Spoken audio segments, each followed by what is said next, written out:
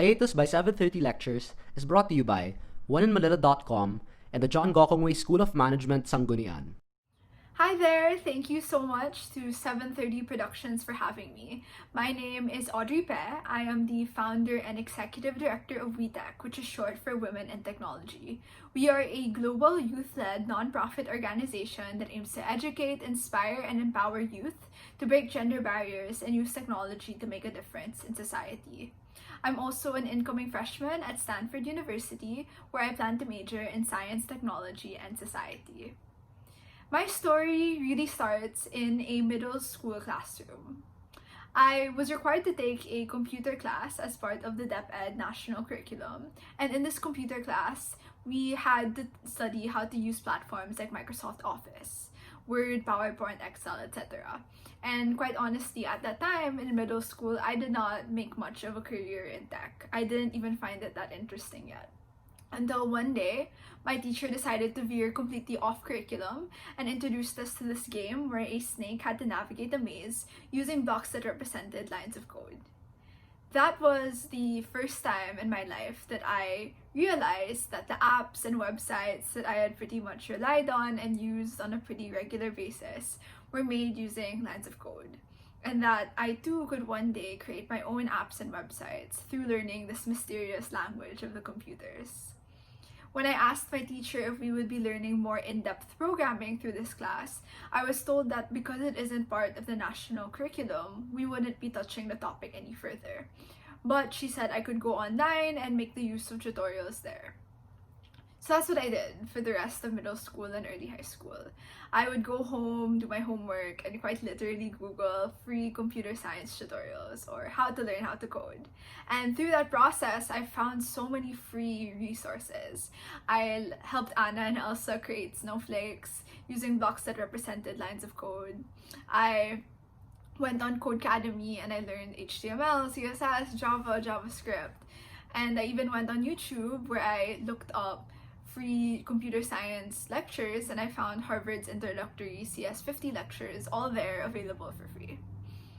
Fast forward to high school and I was being asked all these scary questions like, what do I want to major in? What schools do I want to apply to? What career do I want for myself? And in response to those questions, I told people that I was considering a career in technology. I was met with a lot of mixed responses. I was told by the girls in my grade, oh Audrey, are you sure that you want to go into tech? Like, it's only going to be guys there. Because in my entire 9th grade class, I was the only girl that wanted to go into a career in technology. I was one of 2 girls that wanted to go into STEM as a whole, the other wanting to become a doctor, so very different from my aspirations in tech. Meanwhile, when the guys in my grade heard that I wanted to go into tech, they said to me, oh Audrey, we didn't know you were into video games. Because to them, technology meant exclusively video games. Whereas I was already very interested in using technology for social impact, to make a difference. But the feedback that really hit me the hardest was when a teacher told me, oh Audrey, parang di ka bagay sa tech. Which translates to, Audrey, I don't think you're a good fit for technology. And to hear that statement from a teacher that I had looked up to at the age around 13 or 14 was a really low blow. But it made me think, why can't she imagine me as a successful person in tech one day? And why can't I as well imagine myself as a successful person in tech? And I realized that I had trouble imagining myself as a successful tech person because when I looked at the role models in the tech industry, and this was back in 2014, 2015, it was Mark Zuckerberg, Bill Gates, Elon Musk, etc. Basically middle-aged white guys that I had very little in common with. So that catalyzed my search for role models in tech, which began with a simple Google search of literally me looking up women in technology.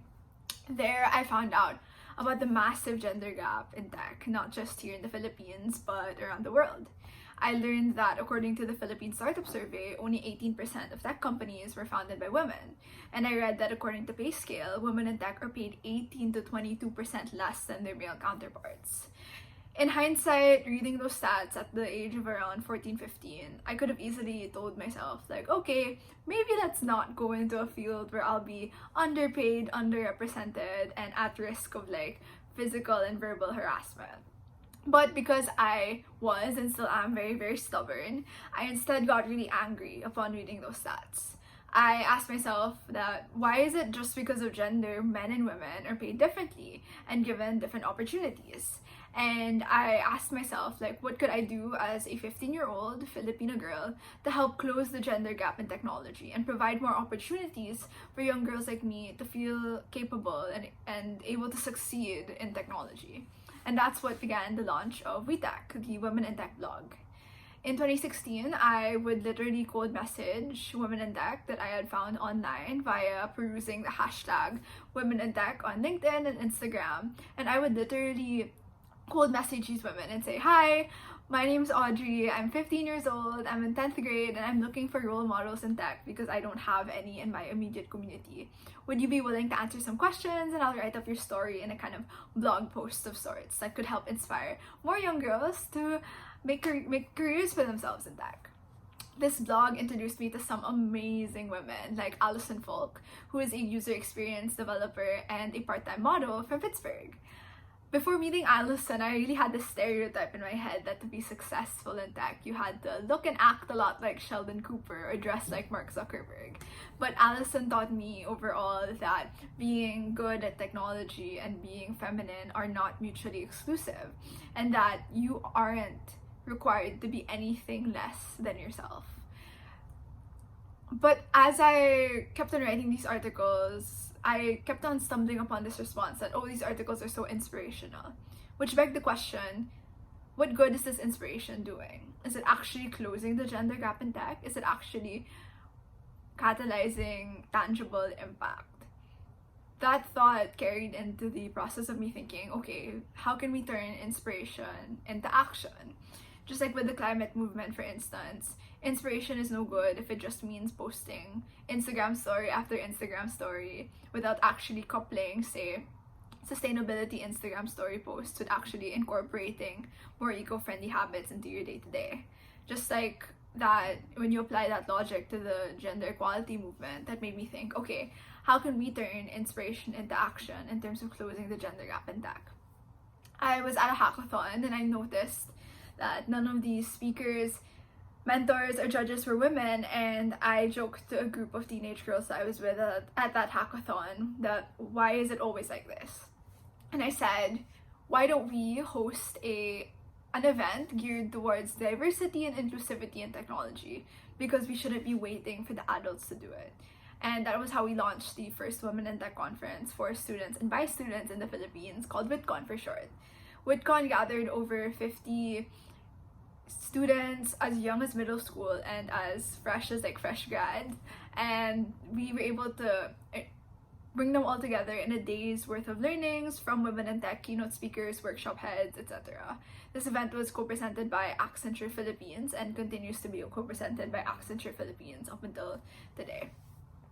One of the biggest takeaways I got from WITCON was that we were actually able to tangibly turn inspiration into action through not just providing role models and mentors for women in tech from around the Philippines, but also making these young girls feel like they have a community in the tech space. Take, for instance, our youngest participant at WITCON. Her name is Mona.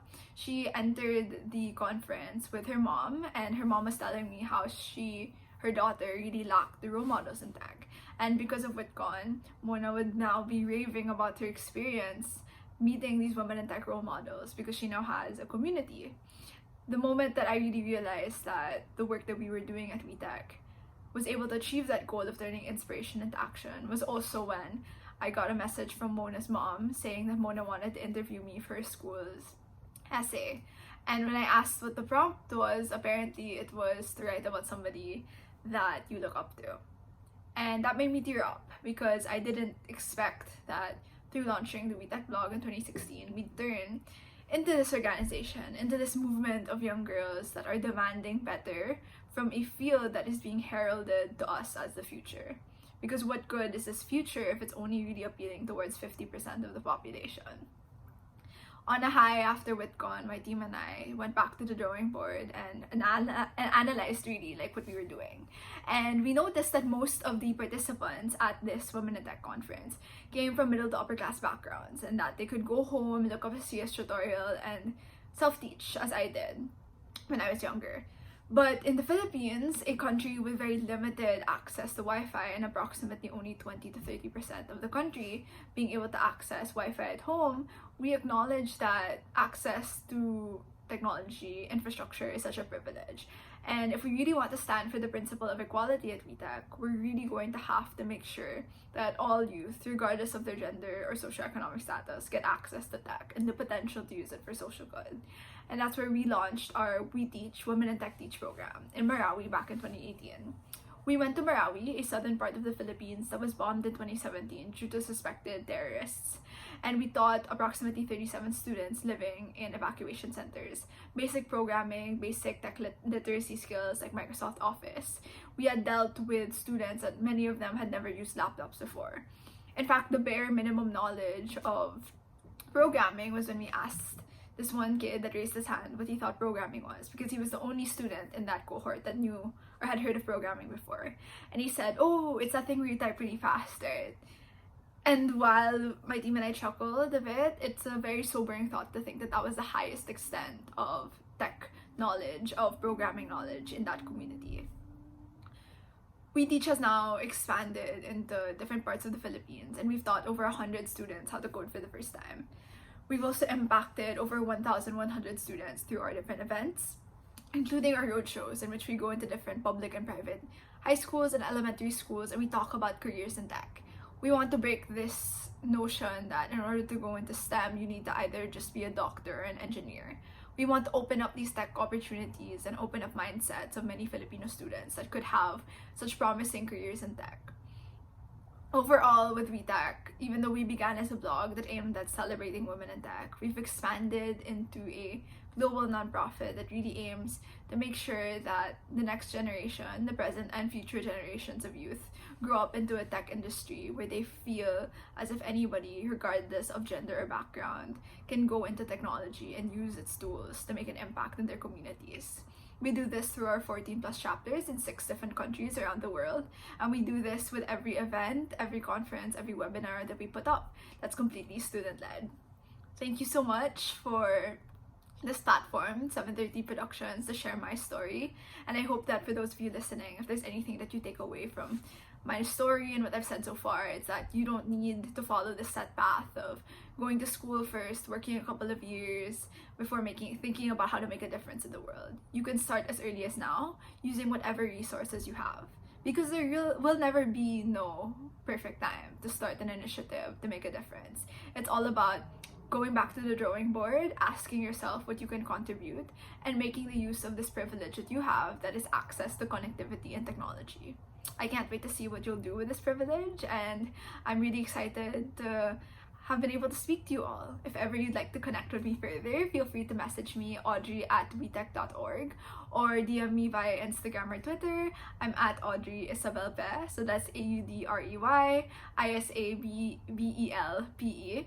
Or you can also contact me at WiTech.org on Instagram or Twitter to keep in touch with the movement. So thank you so much and have a great day.